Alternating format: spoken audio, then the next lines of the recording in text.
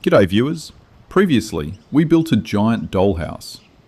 Against all available evidence, it became our best performing video to date. So today, we're heading outside to design another dollhouse and shamelessly capitalize on our newfound audience of dollhouse enthusiasts, accidental clickers, and people who fell asleep with autoplay enabled. Thankfully, I just happen to be something of a highly trained heritage architect. Thanks to another previous project, we've accidentally acquired the perfect backdrop for miniature architecture. Everything is made from the real thing. Tiny bricks, tiny timber, tiny amounts of regret. There is no foam in the models. There is no foam in the backdrop. There is barely any foam in our lives at all. Sorry, Nerdforge.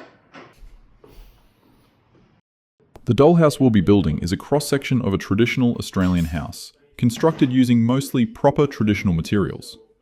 This is significantly more work than using modern shortcuts, but traditional shortcuts allow us to experience the same frustrations as 19th century builders, only on a much smaller and more adorable scale. Technically speaking, it's a late Victorian cottage, commonly found throughout New South Wales. But I'm going with Federation style, since the transition was already happening and, like most transitions in architecture, it involved a great deal of borrowing, rebranding, and pretending it was intentional all along.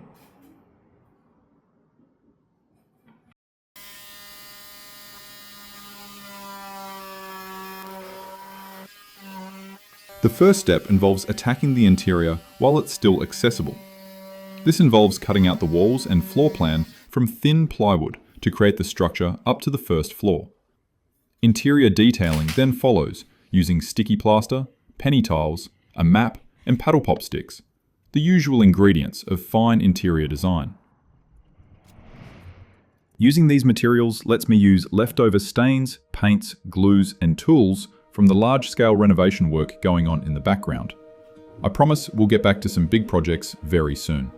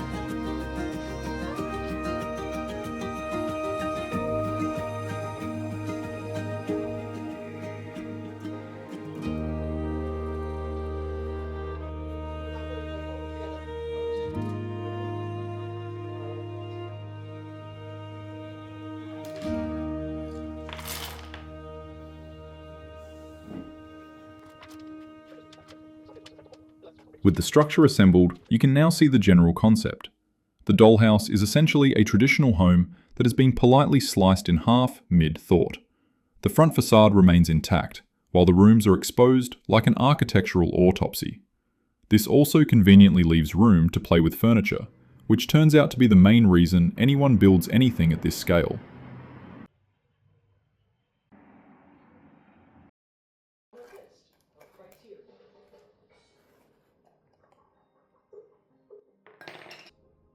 At this stage, floor stain goes onto the paddle pop stick floorboards, grout fills the gaps between tiles, and house paint is applied. Add patterned ceiling stickers, and the result is a home that feels properly lived in, specifically by a grandmother who has strong opinions about cushions and 11 cats.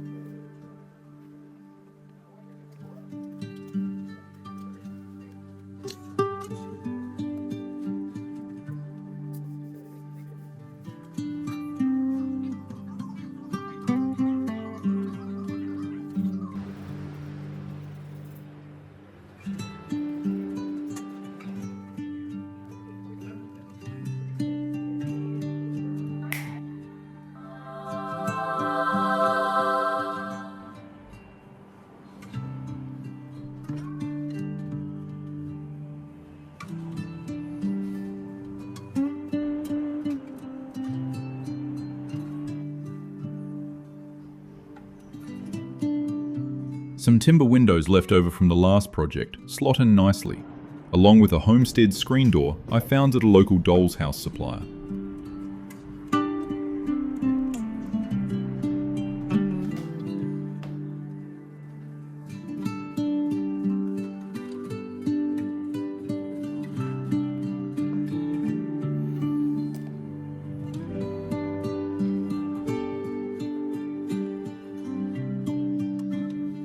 I followed this by making curtains from the fabric left over from reupholstering the lounge, which came from fabric left over from Mum's curtains, which came from Spotlight.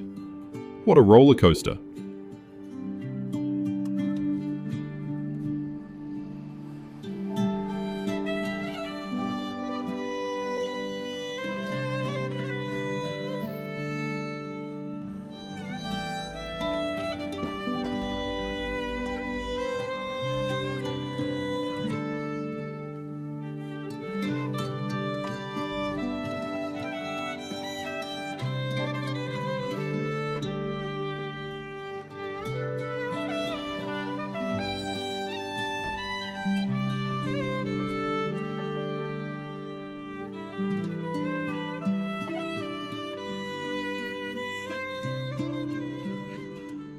With the structure and interior finally behaving themselves, I can move on to the exterior.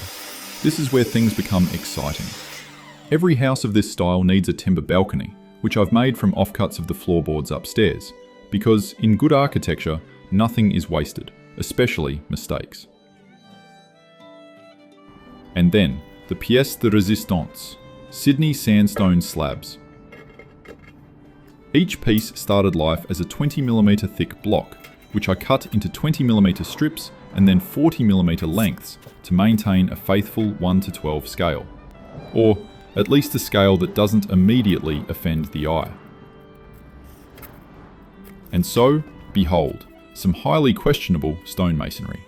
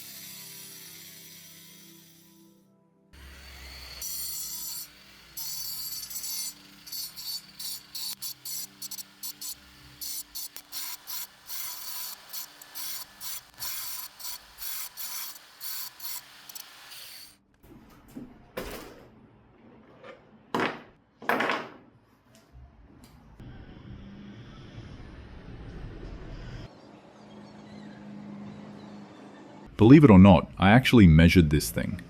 Properly, with numbers and everything. Each face of the building is now keyed in perfectly, assisted by a few half-size blocks that exist solely to mediate disputes between geometry and ambition.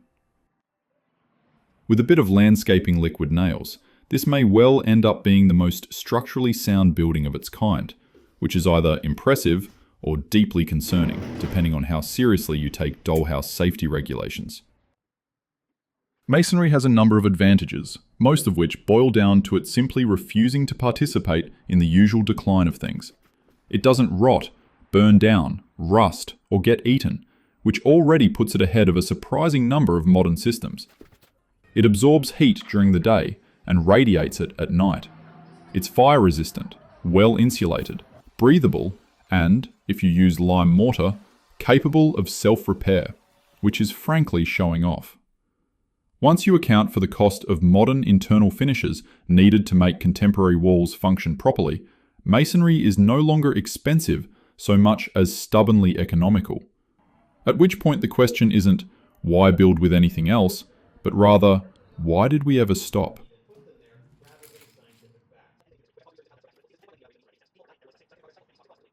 More paddle pop sticks went down to form the veranda flooring, topped with a brew of vinegar and rusty nails that's been oxidizing away in the garage like a witch's recipe for property value.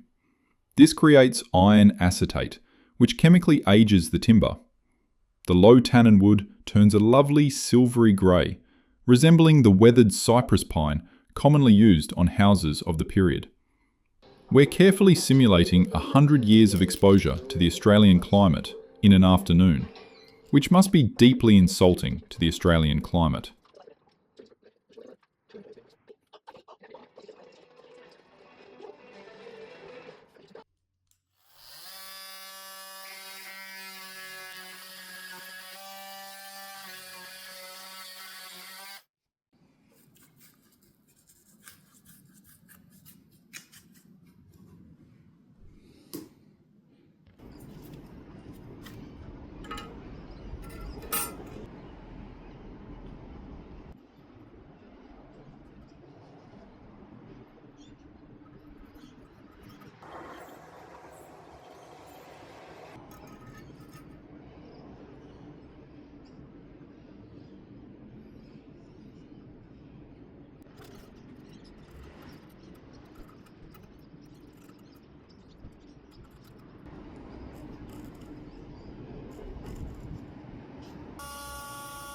The Roman arch over the window starts with tracing out the entire profile before cutting in each individual voussoir.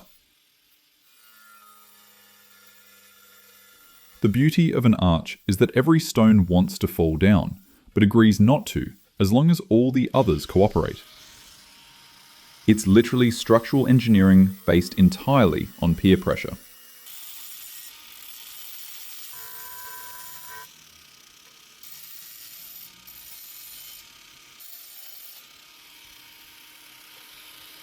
Et voilà!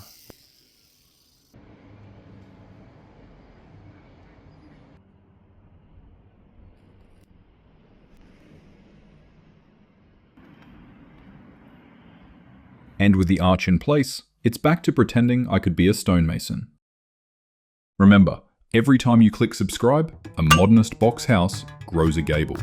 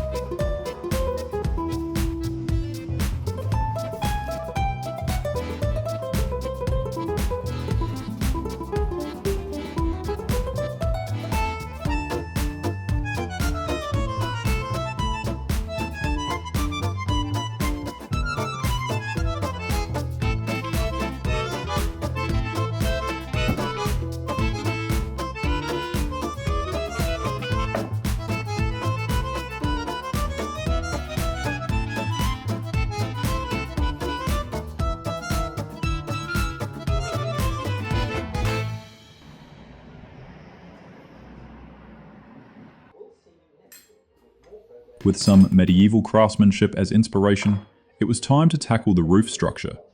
A collection of timber offcuts was laid out over a plan, treated with the same vinegar and rust concoction, and assembled into an intersecting gable and hip roof, complete with a truss. I think. I'm not a roofer.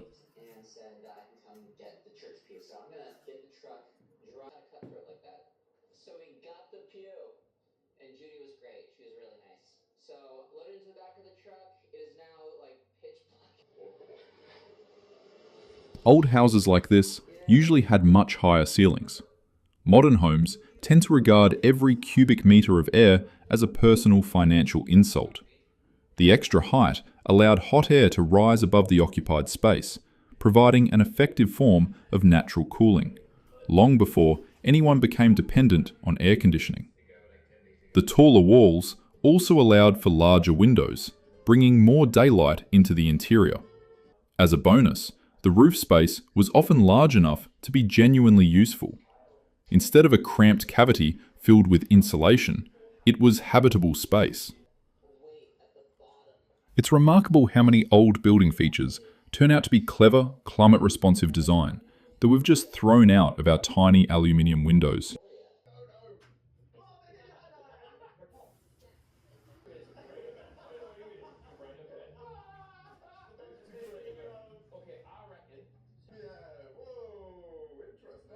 I want this. Is that what? Is it you? Oh my god.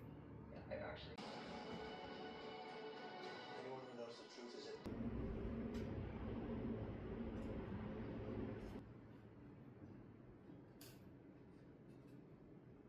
After fitting in some more plywood to complete the roof, it became clear that the house was still missing something important. Every building reaches a point where it quietly demands a chimney. So, naturally, it was time to head back to the quarry.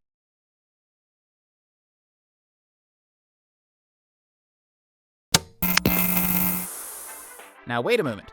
Is that the Dodgy Brothers using some old laptops to edit their videos? Looks like they've finally bitten the dust. But is that a shiny new desktop I see? Perhaps they'll be able to render a video in less than 19 hours. Looks like they're committed now. But that can't be cheap, old boy. Maybe we can lend them a hand. Looks like they've opened a memberships option on their channel. Groovy. A man can't live on ad revenue alone, can he? So why not sign up today and lend a helping hand to a pair of industrious fellows in desperate need of support? They even promised to point the camera at some extra little projects just for you. It'll be our little secret. Cool bananas.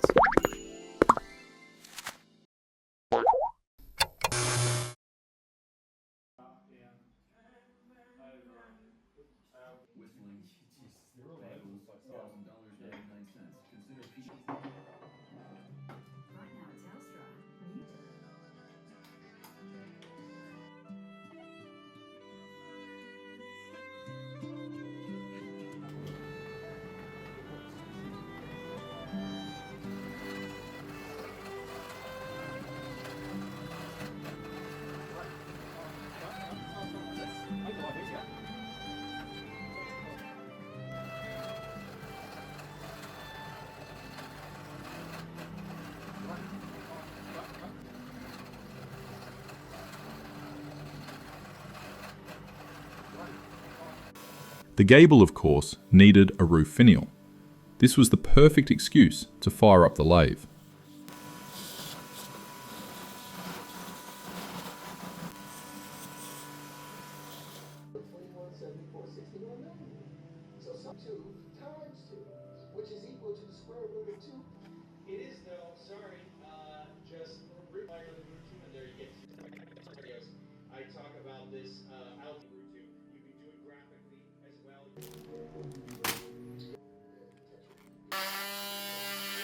Some cheap plywood frames were then sacrificed to create the barge boards, cut into sections and persuaded into decorative submission.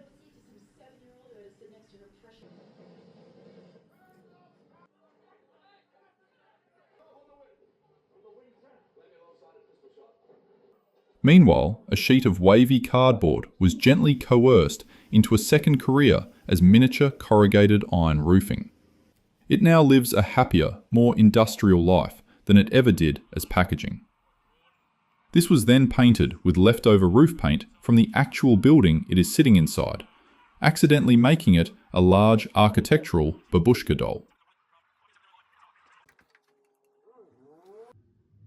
An extra piece, carefully wrapped around a length of timber, formed a rather nice bullnose roof for the veranda.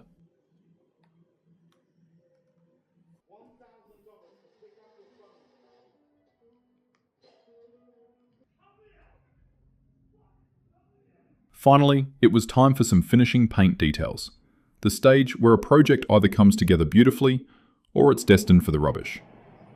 To help things along, iron veranda posts, rescued from an earlier life as Christmas table miniatures, were added in.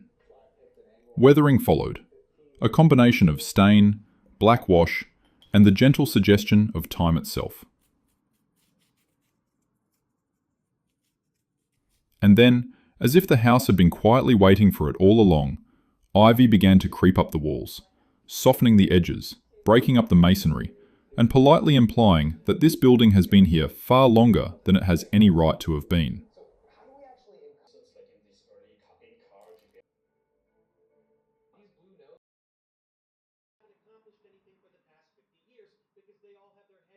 The finishing details could finally be added. Landscaping came first, carefully arranged to suggest nature has been politely negotiating with the building for quite some time, and mostly winning. Then furniture followed, tiny pieces placed with great care, and then immediate reconsideration. At this point, it's less a model and more a small argument between nature, architecture, and my inability to stop adding details.